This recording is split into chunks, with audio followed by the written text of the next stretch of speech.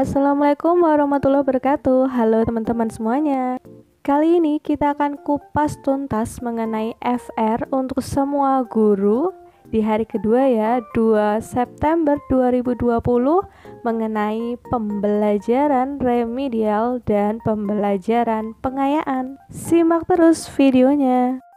Remedial, kata ini tentunya sudah tidak asing lagi bagi kita. Di sekolah, apabila siswa nilainya di bawah KKM, maka siswa tersebut akan melakukan remedial atau ujian ulang. Kayak gimana itu pembelajaran remedial? Lah, kita bahas kali ini. Pembelajaran remedial adalah pembelajaran yang diberikan kepada peserta didik yang belum mencapai ketuntasan pada KD tertentu, menggunakan berbagai metode yang diakhiri dengan penilaian untuk mengukur kembali tingkat ketuntasan belajar peserta didik. Prinsip pembelajaran remedial. Beberapa prinsip yang perlu diperhatikan dalam pembelajaran remedial sesuai dengan sifatnya sebagai pelayanan khusus antara lain. Yang pertama, adaptif. Maksudnya apa sih? Jadi, setiap peserta didik itu memiliki keunikan sendiri-sendiri.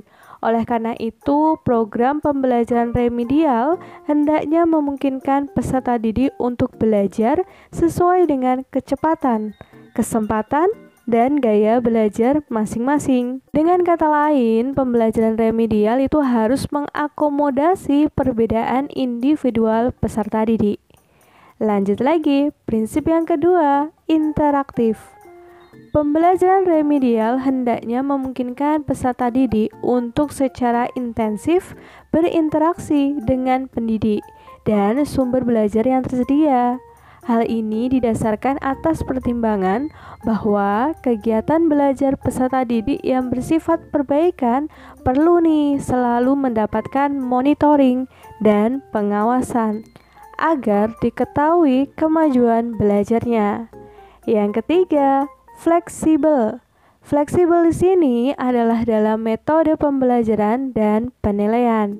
Sejalan dengan sifat keunikan dan kesulitan belajar peserta didik yang berbeda-beda, maka dalam pembelajaran remedial perlu digunakan berbagai metode mengajar dan metode penilaian yang sesuai dengan karakteristik peserta didik. Yang keempat, pemberian umpan balik sesegera mungkin. Umpan balik merupakan informasi yang diberikan kepada peserta didik mengenai kemajuan belajarnya, perlu diberikan sesegera mungkin. Umpan balik dapat bersifat korektif maupun konfirmatif. Dengan sesegera mungkin memberikan umpan balik dapat menghindari kekeliruan belajar yang berlarut-larut. Oke, prinsip yang kelima, kesinambungan dan pemberian pelayanan. Program pembelajaran reguler dengan pembelajaran remedial merupakan satu kesatuan. Dengan demikian, program pembelajaran reguler dengan remedial harus berkesinambungan dan programnya selalu tersedia agar setiap saat peserta didik dapat mengaksesnya. Oke, itu adalah prinsip-prinsip dari pembelajaran remedial, teman-teman. Lalu muncul pertanyaan, kapan waktu pelaksanaan pembelajaran remedial? Pembelajaran remedial diberikan setelah peserta didik mempelajari satu atau beberapa KD tertentu yang diuji melalui ulangan harian. Pelaksanaan pembelajaran remedial. Pembelajaran remedial pada hakikatnya adalah pemberian bantuan bagi peserta didik yang mengalami kesulitan atau kelambatan belajar. Sehingga langkah-langkah yang perlu dikerjakan dalam pemberian pembelajaran remedial meliputi 2 langkah pokok, yaitu yang pertama, mendiagnosis kesulitan belajar. Sehingga langkah-langkah yang perlu dikerjakan dalam pemberian pembelajaran remedial meliputi 2 langkah pokok. Yang pertama, mendiagnosis kesulitan belajar. Diagnosis kesulitan belajar dimaksudkan untuk mengetahui tingkat kesulitan belajar peserta didik. Kesulitan belajar itu sendiri dibedakan menjadi 3 teman-teman. Yang pertama, kesulitan belajar ringan. Biasanya dijumpai pada peserta didik yang kurang perhatian atau kurang fokus gitu ya dalam belajar. Yang kedua, kesulitan belajar sedang. Dijumpai pada peserta didik yang mengalami gangguan belajar yang berasal dari luar diri peserta didik. Misalnya, faktor keluarga, lingkungan tempat tinggal, pergaulan. Dan yang ketiga, kesulitan belajar berat. Ini dijumpai pada peserta didik yang mengalami ketunaan pada diri mereka. Misalnya, tunarungu, tunanetra, tunadaksa. Ada 4 teknik yang dapat digunakan untuk mendiagnosis kesulitan belajar. Yang A, tes prasyarat. Tes prasyarat adalah tes yang digunakan untuk mengetahui apakah prasyarat yang diperlukan untuk mencapai penguasaan kompetensi tertentu terpenuhi atau belum. Prasyarat ini meliputi prasyarat pengetahuan dan prasyarat keterampilan. B, tes diagnostik. Tes diagnostik digunakan untuk mengetahui kesulitan peserta didik dalam menguasai kompetensi tertentu, misalnya dalam mempelajari operasi bilangan. Apakah peserta didik mengalami kesulitan pada kompetensi penambahan, pengurangan, pembagian, atau perkalian? Teknik yang ketiga ada namanya wawancara. Wawancara dilakukan dengan mengadakan interaksi lisan dengan peserta didik untuk menggali lebih dalam mengenai kesulitan belajar yang dialami peserta didik tersebut. Dan yang keempat teman-teman ada namanya pengamatan atau observasi. Observasi dilakukan dengan jalan melihat secara cermat perilaku belajar peserta didik. Dari pengamatan tersebut diharapkan dapat diketahui jenis maupun penyebab kesulitan belajar peserta didik. Sampai di sini cukup jelas ya teman-teman untuk langkah yang pertama dalam pelaksanaan pembelajaran remedial. Oke, kita ke langkah yang kedua, itu dengan memberikan perlakuan atau treatment pembelajaran remedial, di mana ada 4 bentuk pelaksanaan pembelajaran remedial. Kita bahas satu persatu ya. Yang A, pemberian pembelajaran ulang dengan metode dan media yang berbeda. Pembelajaran ulang itu dapat disampaikan dengan cara penyederhanaan materi, variasi cara penyajian, penyederhanaan tes atau pertanyaan. Pembelajaran ulang dilakukan bila mana sebagian besar atau semua peserta didik belum mencapai ketuntasan belajar atau mengalami kesulitan belajar. Pendidik perlu memberikan penjelasan kembali dengan menggunakan metode atau media yang lebih tepat. Bentuk yang kedua, pemberian bimbingan secara khusus. Misalnya, bimbingan perseorangan. Dalam hal pembelajaran klasikal, peserta didik mengalami kesulitan. Perlu dipilih alternatif tindak lanjut berupa pemberian bimbingan secara individual. Pemberian bimbingan perorangan merupakan implikasi peran pendidik sebagai tutor. Sistem tutorial dilaksanakan bila mana terdapat satu atau beberapa peserta didik yang belum berhasil mencapai ketuntasan. Bentuk pelaksanaan yang ketiga itu dengan pemberian tugas-tugas latihan secara khusus. Dalam rangka menerapkan prinsip pengulangan, tugas-tugas latihan perlu diperbanyak agar peserta didik tidak mengalami kesulitan dalam mengerjakan tes. Peserta didik perlu diberi latihan intensif atau drill untuk membantu menguasai kompetensi yang ditetapkan. Dan bentuk yang keempat teman-teman, pemanfaatan tutor sebaya.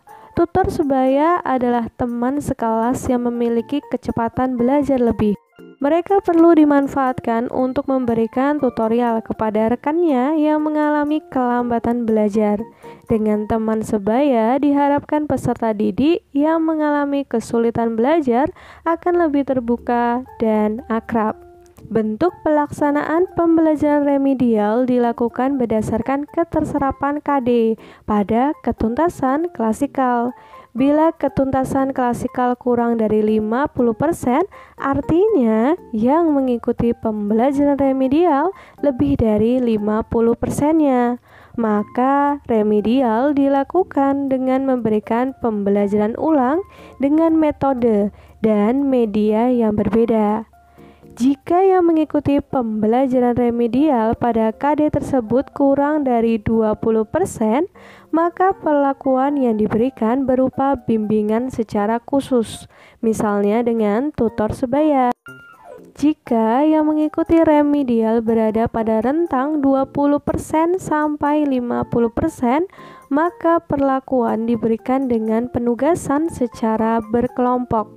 Ini menurut Depdiknas 2010. Untuk soal aplikasi pembelajaran remedial ini bisa teman-teman tonton di video ini ya, udah ada linknya. Silakan bisa ditonton, dipahami lebih lanjut. Jadi sebelum kita berlatih di soal yang aplikatif, baiknya mungkin materinya kita perdalam dulu gitu ya. Ketika soalnya itu diubah, kita masih bisa untuk memilih jawaban yang paling tepat gitu ya teman-teman. Makanya otak kencer ini membahas kupas tuntas materinya terlebih dahulu, baru nanti soal aplikatifnya. Oke, kita lanjut lagi ya ke pembelajaran pengayaan. Pembelajaran pengayaan. Peserta didik yang telah mencapai kompetensi lebih cepat dari peserta didik lain dapat mengembangkan dan memperdalam kecakapannya secara optimal melalui pembelajaran pengayaan. Pembelajaran pengayaan itu berarti apa sih? Pembelajaran pengayaan dapat diartikan sebagai suatu kegiatan peserta didik yang telah melampaui persyaratan minimal atau KKM yang ditentukan oleh satuan pendidikan. Ada 3 jenis pembelajaran pengayaan. Yang pertama, kegiatan eksploratori yang bersifat umum yang dirancang untuk disajikan kepada peserta didik. Sajian dimaksud berupa peristiwa sejarah, buku, tokoh masyarakat yang secara reguler tidak tercakup dalam kurikulum. Yang kedua, keterampilan proses yang diperlukan oleh peserta didik agar berhasil dalam melakukan pendalaman dan investigasi terhadap topik yang diminati dalam bentuk pembelajaran mandiri. Dan yang ketiga teman-teman, pemecahan masalah yang diberikan kepada peserta didik yang memiliki kemampuan belajar lebih tinggi. Lalu, gimana sih pelaksanaan pembelajaran pengayaan itu? Agar pemberian pengayaan tepat sasaran, maka perlu ditempuh langkah-langkah sistematis. Yang pertama, mengidentifikasi kelebihan kemampuan peserta didik. Identifikasi kemampuan berlebih peserta didik dimaksudkan untuk mengetahui jenis serta tingkat kelebihan belajar peserta didik. Meliputi yang pertama, belajar lebih cepat. Kedua, menyimpan informasi lebih mudah. Ketiga, keingintahuan yang tinggi. 4, berpikir mandiri. Yang kelima, superior dalam berpikir abstrak. Peserta didik yang superior dalam berpikir abstrak umumnya menyukai kegiatan pemecahan masalah. Dan yang keenam, memiliki banyak minat. Oke ya teman-teman, langkah pertama dalam pembelajaran pengayaan bisa dipahami kan ya. Kita ke langkah yang kedua, ini dengan memberikan perlakuan atau treatment pembelajaran pengayaan. Bentuk-bentuk pelaksanaan pembelajaran pengayaan itu ada 4 jenis. A. Dengan belajar kelompok. B. Belajar mandiri. C. Pembelajaran berbasis tema. D. Pembelajaran kurikulum. Kita coba ke soalnya untuk pembelajaran pengayaan. Soal nomor 1. Pembelajaran pengayaan memberikan pelayanan kepada peserta didik yang memiliki kecerdasan lebih dengan tantangan belajar yang lebih tinggi untuk membantu mereka mencapai kapasitas optimal dalam belajarnya. pembelajaran pengayaan yang berupa program yang bersifat umum yang dirancang untuk disajikan kepada peserta didik.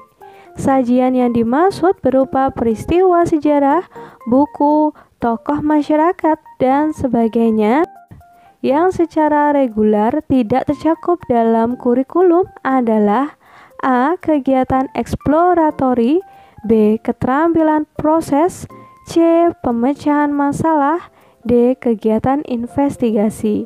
Kira-kira yang mana teman-teman jawaban yang paling tepat? Yaps, betul banget, jawabannya yang A. Pembahasannya, kegiatan eksploratory itu bersifat umum, dirancang untuk disajikan kepada peserta didik. Sajiannya yaitu bisa berupa peristiwa sejarah, buku, tokoh masyarakat, dan sebagainya yang secara reguler tidak tercakup dalam kurikulum. Oke ya teman-teman, cukup jelas ya.